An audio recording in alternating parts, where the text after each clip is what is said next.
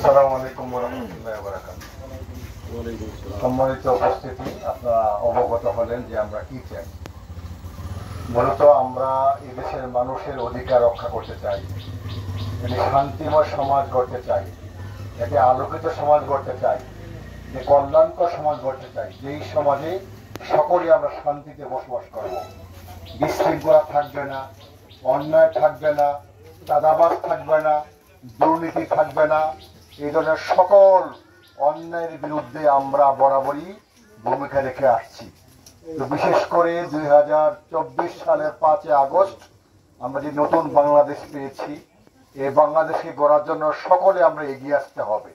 আপনারা শুনলে খুশি হবেন, ইতিমধ্যে বাংলাদেশের মানুষ জেগে উঠেছে, ইয়ংরা জেগে উঠেছে এবং সনাতন ধর্মীর ভাইয়েরাও জেগে উঠেছে। আজকে এই যুগে, সায়েন্সের টেকনোলজির যুগে, ইন্টারনেটের যুগে সবকিছু আয়নার মতো পরিষ্কার। এতদিন বিভিন্নভাবে অপবাদ দিয়ে আমাদেরকে এদেশের মানুষের কাছ থেকে দূরে রেখেছিল, আমাদের সনাতন ধর্মী ভাইদের কাছ থেকে আমাদের দূরে রেখেছিল।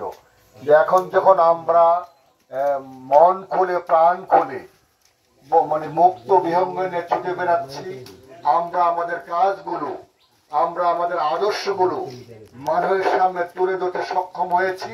এখন সকল মানুষের ভুলগুলা ভেঙে গিয়েছে।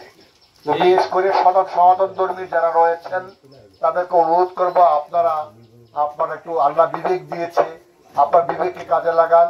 আমরা মনে করি আমাদের কাছে সবাই নিরাপদ, আমাদের কাছে আমাদের আমিরাত বলেছে বাংলাদেশে কোনো সংখ্যালঘু নাই, আমরা একই দেশের জনগণ, আমরা সবাই ভাই ভাই, হিন্দু মুসলিম সকলে ভাই ভাই, সকলে মিলে আমরা এই সমাজকে একটি আলোকিত সমাজ গড়তে চাই। তো সেই আলোকে আপনাদের সবাই সমর্থন কামনা করছি। বিশেষ করে বারোপাড়া ইউনিয়ন একটি গুরুত্বপূর্ণ ইউনিয়ন। এই ইউনিয়নে আমাকে সংসদ নির্বাচনে প্রার্থী ঘোষণা করা হয়েছে। যারা এখানে আছেন সকলে আমার আপনজন, আমার হৃদয়ের মানুষ। আমি এলাকার মানুষ হিসেবে আপনাদের স্থান আমার হৃদয়ে সবসময় থাকবে।